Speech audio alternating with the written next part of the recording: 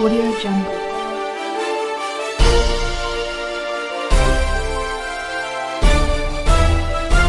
Audio Jungle.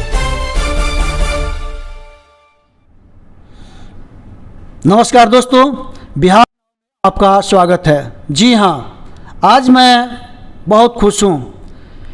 Bihar के जाने माने फिजिक्स के शिक्षक, फिजिक्स के जादूगर श्री संजीव सर के साथ हूँ और इनके पढ़ाए हुए बच्चे आज पूरे हिंदुस्तान विदेश में परचम लहरा रहे हैं।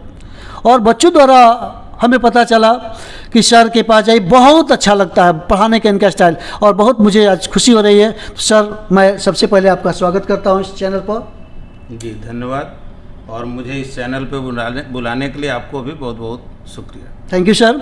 सर, आप भोजपुर ज़िला के संदेश से बिलोंग करते हैं। सर, आपकी सफलता की कहानी को मैं जानना चाहता हूँ इस चैनल के माध्यम से बच्चों को, कि आप ज़िंदगी में बहुत संघर्ष किए हैं। सर, कुछ संघर्ष की गाथा दर्शकों के लिए। देखिए, अब चूँकि इतने लंबे सफ़र में संघर्ष जो है वो हर पग पग पे हुआ है जी। और जब संघर्ष की गाथा की बात होती है तो ये नहीं समझ में आता है कि शुरू कहाँ से करें। जी सर। तो जो मुझे लोग जानता है आज के दिन में, वो फिजिक्स के लिए। जी।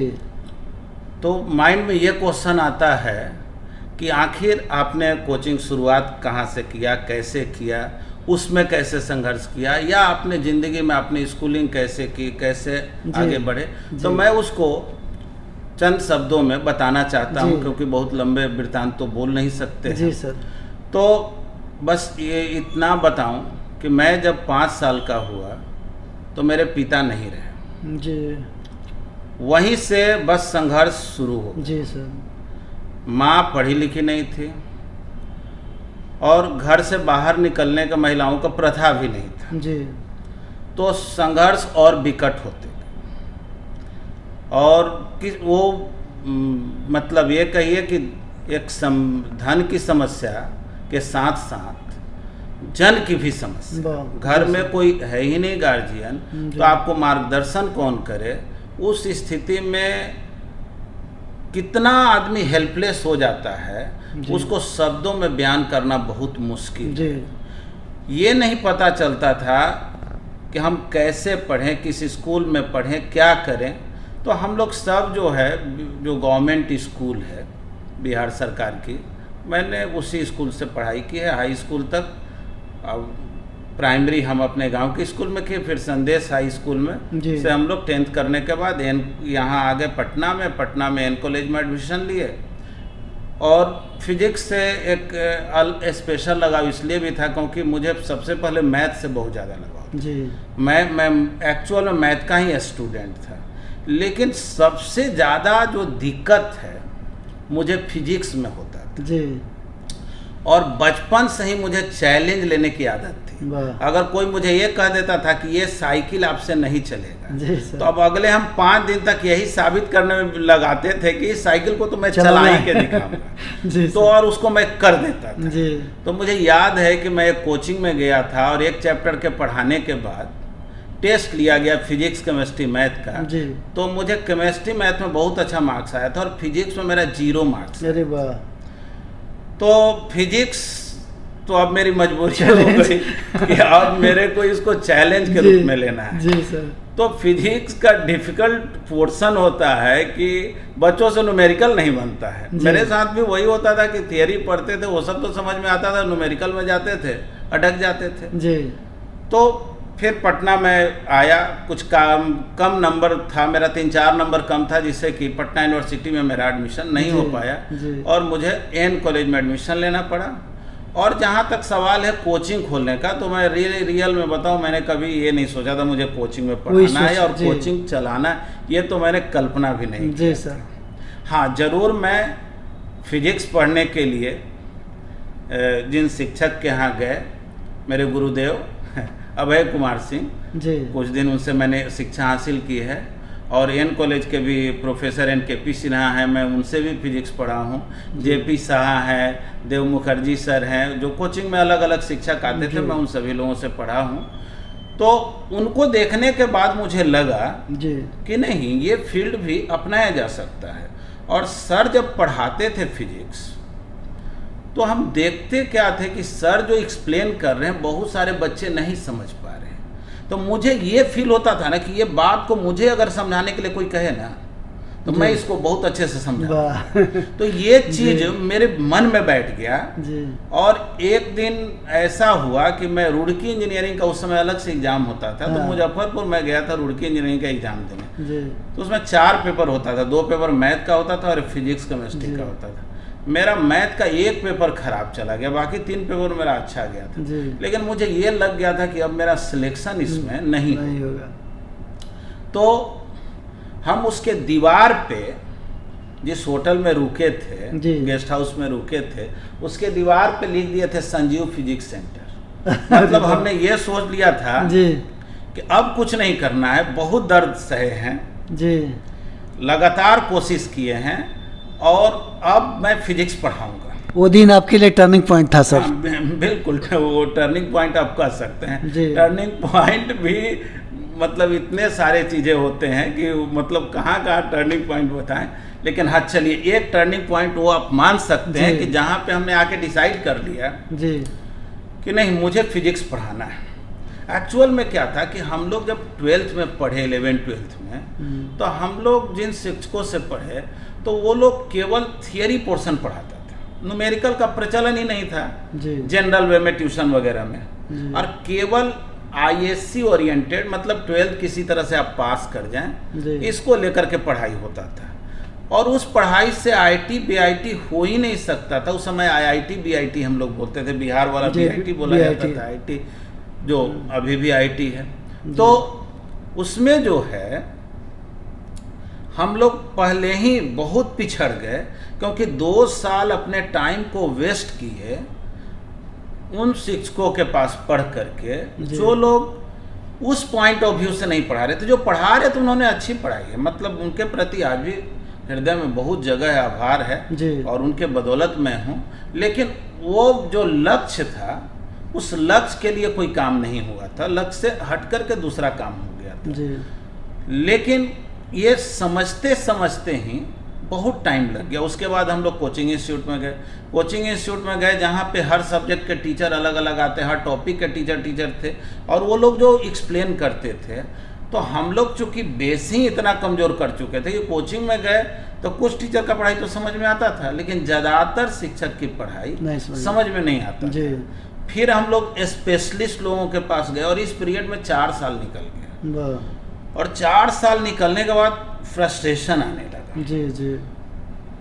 और उससे, और चूंकि घर के जो आर्थिक स्थिति थी इतनी बुरी थी कि अब उसको बयान नहीं कर सकते, हमको घर घर जाके ट्यूशन पढ़ाना पड़ता था, और उसी के अर्निंग से हम, और मेरा छोटा भाई भी मेरे साथ रहता था, उसको मैं रखता था कि हम चाहते थे कि किसी भी तरह से हम लोग दोनों पढ़ के आगे निकल जाएंगे, तो फिर धीरे धीरे घर के सारे लोग सदस्य और आने वाले पीढ़ी भी वो शिक्षित हो जाएगा और बेहतर हो जाएगा, और जो कि हमने जो ख्वाब देखा, कल्पना किया, वो आज साकार भी हो गया। जी सर। आज मेरे छोटे भाई भी डॉक्टर हैं, मेरे बेटी डॉक्टर है, मेरा बेटा MBBS फर्स्ट ईयर में है।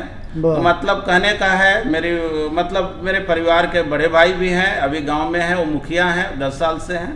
तो मतलब कि जो हमने बुनियाद रखी सोच के द्वारा अपने, वो उसको हम लोग धीरे धीरे इम्प्लीमेंट में लाते लाते अपने आप को बहुत स्ट्रांग किए।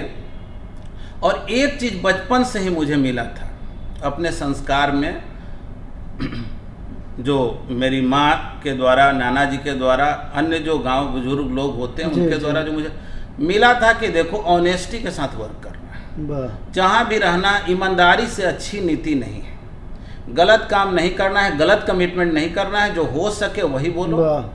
तो इससे मैंने ज़्यादा कुछ बोलने की कोशिश ही नहीं किया। और जो लोग मेरे से मिले, ज़्यादातर लोग मुझे फीडबैक दिए कि भाई जो मैंने उम्मीद नहीं किया था उससे मैं ज़्यादा लेकर के जा रहा हूँ। बस खुशी इसी बात को मिलते रही।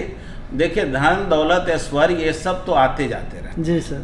जब आपके विद्यार्थी जब कहीं मिलते हैं जी, और वो आपको हृदय ऐसा दिखाई पड़ता है कि उनके हृदय में आपके लिए जगह है, तब फील होता है कि मैंने काम किया किया जी है। जी। तो बस काम से संतुष्टि मिलना चाहिए।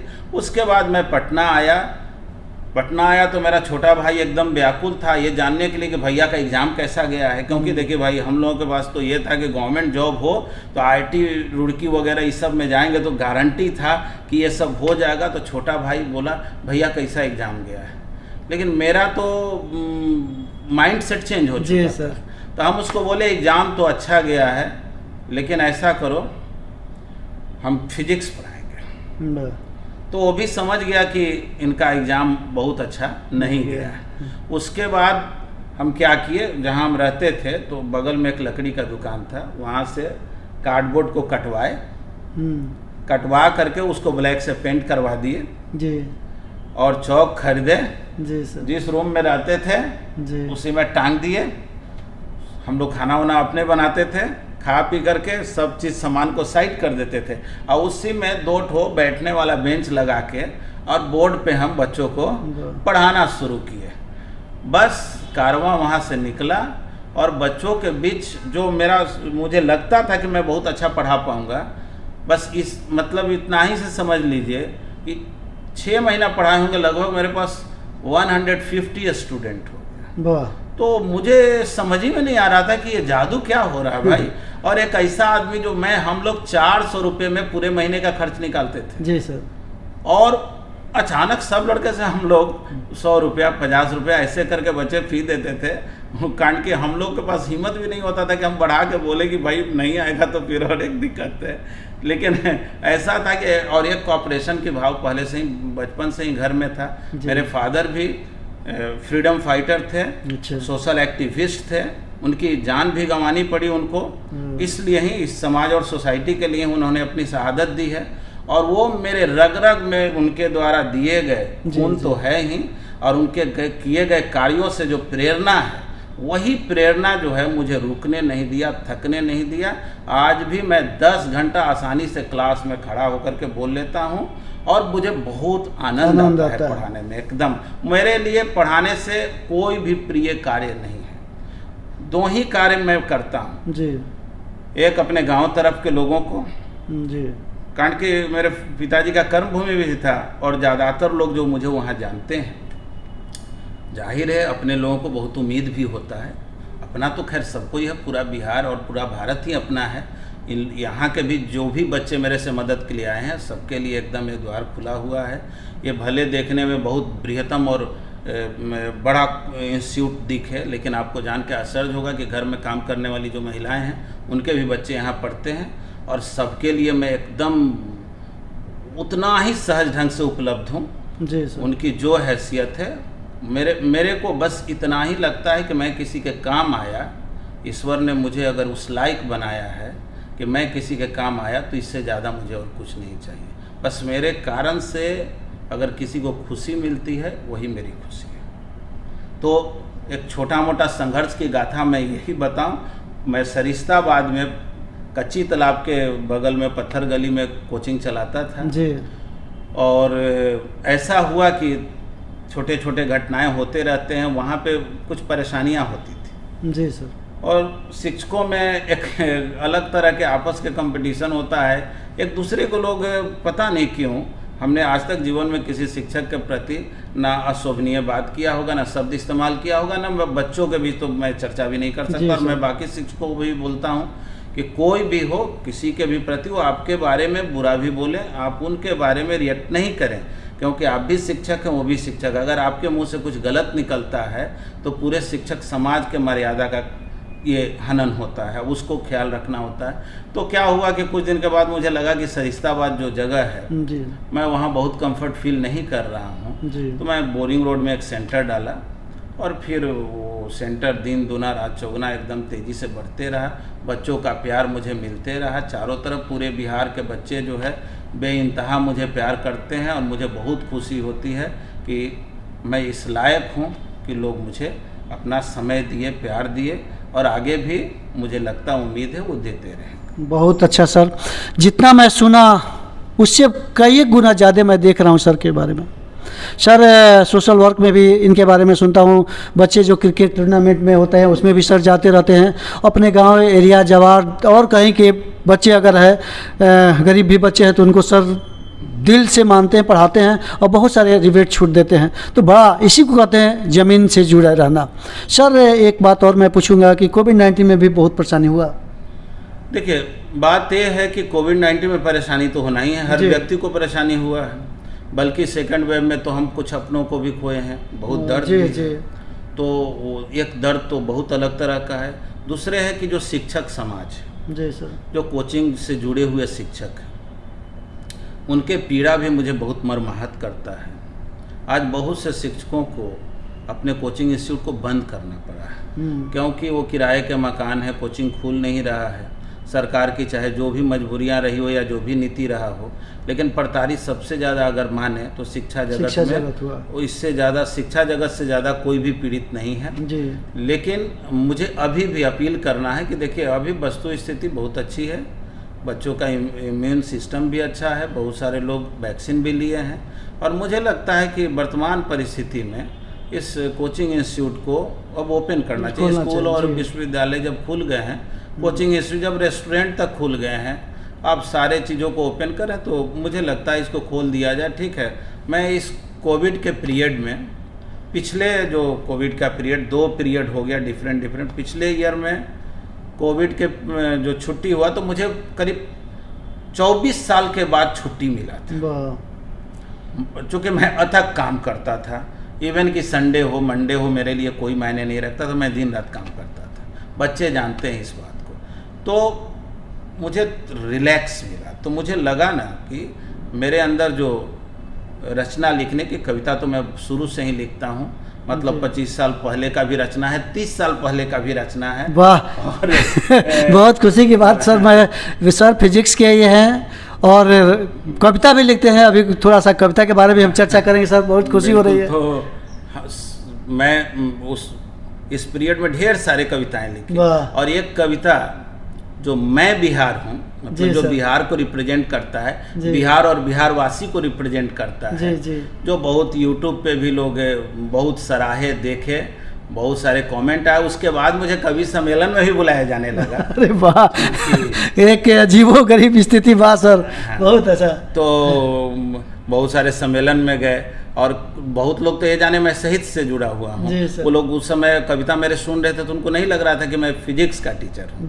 लेकिन वो लोग चर्चा किए, दूर दूर के, मतलब अपने राज्य के बाहर के भी लोग जो है मेरे से उस पोएम के बाद। तो एक तो कोविड पीरियड में मैं ढेर सारा कविता लिखा, और एक बात बता दूं, मैं निर्विवाद रूप से लिखता हूँ, मेरे जो हृदय में है वो लिखता हूँ।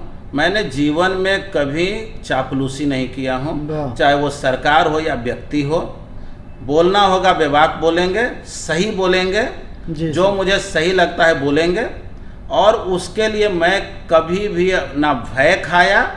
मेरा मानना यही है कि जब तक इंसान भय मुक्त नहीं हो सकता, वो अपने 100% परफॉर्मेंस को नहीं दे सकता। तो इस, और एक कवि जो सोचता है, कल्पना करता है, कवि अगर डरपोक हो तो कवि नहीं हो सकता। नहीं, कभी नहीं हो सकता। कारण कि वो चापलूसी भरी कविता वो राजाओं के दरबार में पहले होता था, समझे ना? जी सर। वहाँ भी जो रियल कवि थे वो राजा के भी अगेंस्ट लिख दिया करते थे, उनकी कमियों को भी लिख दिया लेकिन ज़्यादातर लोग जो है चापलूस, लेकिन हम लोग तो उस सरकार के लिए भी लिखे, बिहारी हैं तो फिर सब है। जी। मैं बिहार हूँ तो सब स्थिति में उसका बदहाल सिचुएशन क्या है, उसकी अच्छाइयाँ क्या है, वो और बेहतर हम कैसे बनाएं। हमने मैं बिहार हूँ, बहुत बढ़िया मैंने कविता लिखा, बहुत लोग सराहे। इसके अलावा मैंने कविता लिखा लॉकडाउन और बिहारी मजदूरों की क्या स्थिति है। इसके अलावा मैंने लिखा कि जो पत्रकारिता के स्तर गिर गया है, उसमें, चलिए आप भी पत्रकार हैं, थोड़ा सा खराब जरूर लगेगा, नहीं सर, नहीं, लेकिन पत्रकारिता का जो स्तर गिरा है, तो मैं उसमें एक मेरा कविता था कि मैं रुपया हूँ, तो रुपया हूँ, तो उसी पर मैं एक लाइन, लास्ट लाइन, कांड के ढेर सारे लाइन है तो उतने नहीं सुना रहा हूँ, कि एक रुपया क्या कह रहा है। रुपया जिसे डॉलर के मुकाबले गिरते रहता है ना, तो रुपया कह रहा है कि एक बार गिरा 100 बार गिरा, मैं तो बारंबार गिरा, जी ठीक है। जी। एक बार गिरे 100 बार गिरे, हम तो बारंबार गिरे। मेरे पाने के चक्कर में जाने कितने सरकार गिरे, वाह फिर भी उतना मैं नहीं गिरा जितना मेरे लिए मेरे देश के पत्रकार गिरे। वाह, बहुत बढ़िया सर। इसी तरह से निर्भीक कविता आप सर लिखते रहे, फिजिक्स के साथ भी, और निर्भीक कविता लिखते रहे। बड़ी आनंद है सर। एक बिहारी वाला भी कुछ लाइन सुना देते तो बहुत अच्छा होता। उसको मैंने देखा था कि पेपर में भी बहुत आया था और बहुत वायरल भी हुआ था वीडियो ही। सर कुछ लाइन उसका सुना दीजिए। हाँ देखिए, जब हम लोग बिहार की बात करते हैं तो बिहार के जब आप बात करते हैं तो आप किसी भी फील्ड में चले जाइए, चाहे वो फैक्ट्री हो, चाहे वो सरहद हो, चाहे IAS हो, IPS हो, रेलवे हो, बैंकिंग हो, या कहिए राजनीति हो, बिहार सब जगह आगे है जी। ये अलग बात है कि फिर भी बिहार पिछड़ा राज्य कितना जो है दुखद परिस्थिति है। तो मैंने अपने कविता में कुछ लाइन, अब चूंकि बड़ी कविता है, और कुछ लाइन मैं ये सुना रहा हूँ कि जैसे मेरी वर्तमान सिचुएशन क्या है। अगर मैं समृद्धि से तुलना करूं, कभी अशोक सम्राट का ये धरती, पाटलिपुत्रा राजधानी, जिसका सरहद कहाँ तक हुआ करता था जी।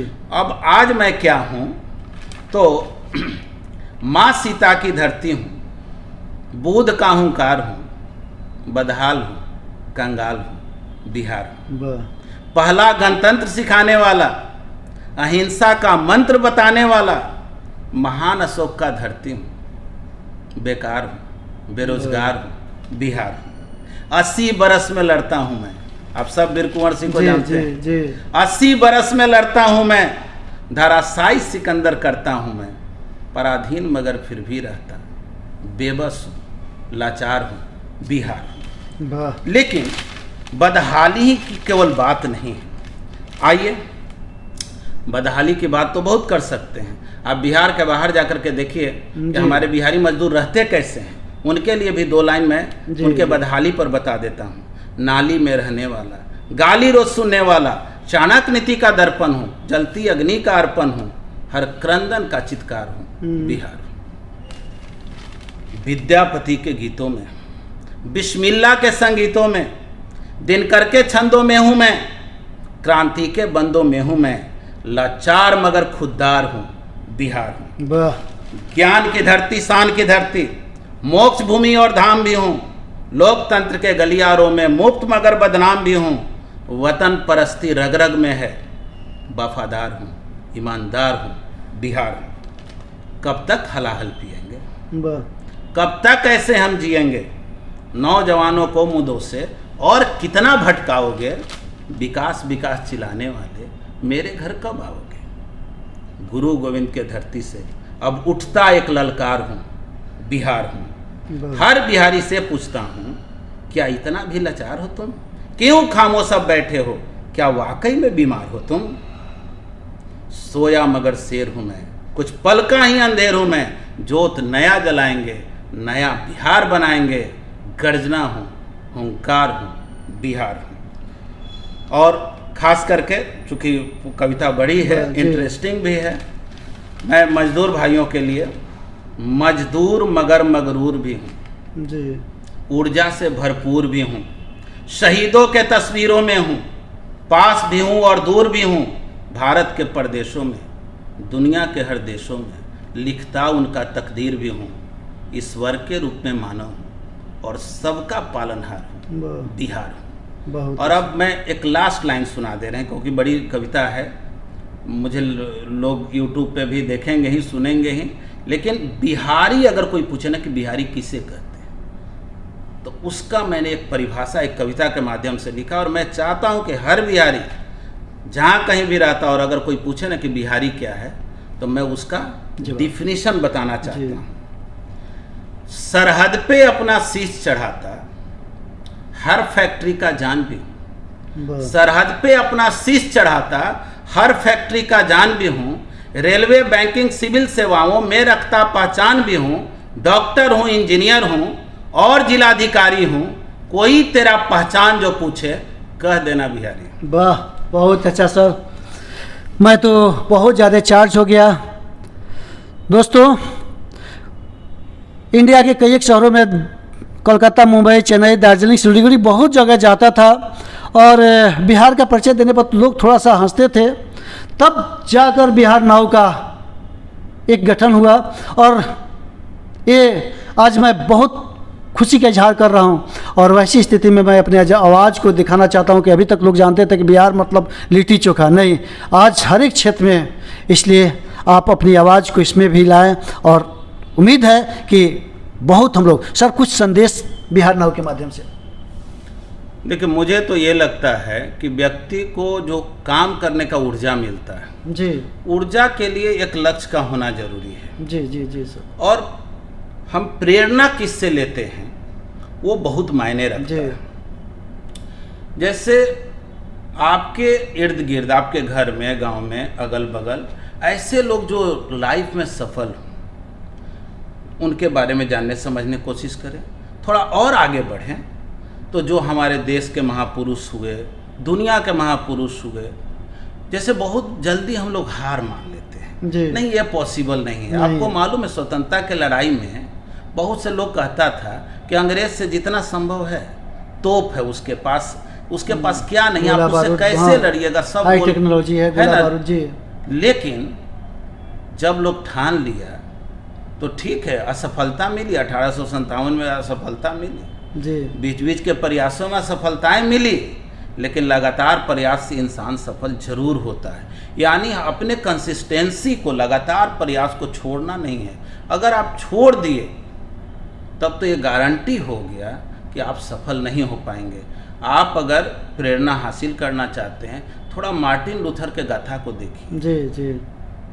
कभी भी ये नहीं लग सकता था कि अंग्रेज में अल्पसंख्यक काले लोगों के जी। लिए इतनी सारी सुविधाएं मिलेगी कि एक दिन प्रेसिडेंट भी काला जी, आदमी बन जाएगा, मार्टिन लूथर जी।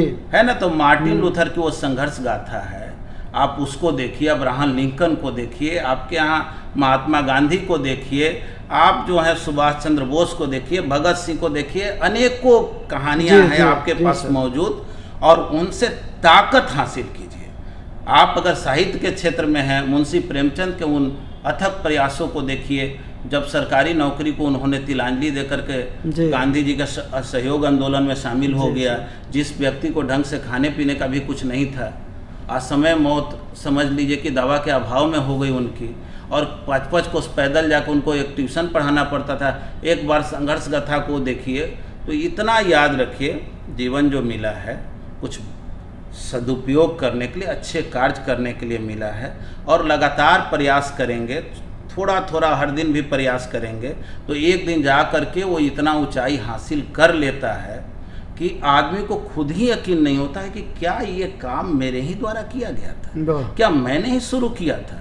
इसलिए बस लग जाइए, रुकिए मत, लगातार प्रयास कीजिए, मंजिल पे एक बार नज़र रखिए, ज़रूर थोड़ा सपना भी देखिए, ख्वाब देखिए कि अगर हमने इस लक्ष्य को हासिल किया तब मेरे साथ लोगों का व्यवहार क्या होगा। एक वक्त शीर्षक से मैंने पोयम लिखा था, उसमें यही था कि चमन में खिलोगे जब तुम, जब दुनिया में फैल जाओगे तुम, तो चमन में खिलोगे जब तुम चांद तारों की तरह, पग वही रहेंगे पर हर शख्स बदल जाएगा। रास्ते वही रहेंगे लेकिन हर शख्स बदल जाए। चमन में खिलोगे जब तुम चांद तारों की तरह, पग वही रहेंगे पर हर शख्स बदल जाएंगे, खुशबू निकलेगी भी तुमसे गुलाबों की तरह। थोड़ा धीरज रखो तुम, लम्हे भर में तेरे वक्त बदल जाएंगे। बहुत बढ़िया sir. Nothing is impossible in this world. दुनिया में कुछ भी असंभव नहीं है। कंटिन्यूअस काम करते रहे, पॉजिटिव डायरेक्शन में काम करते रहे, हिम्मत नहीं आ रही है, सब कुछ संभव है। तो ये थे रिस्पेक्टेड संजीव सर, बहुत मज़ा आ गया सर, दिल की गहराई से मैं आपको प्रणाम करता हूँ, बहुत अच्छा लगा। Thank you sir, thank you.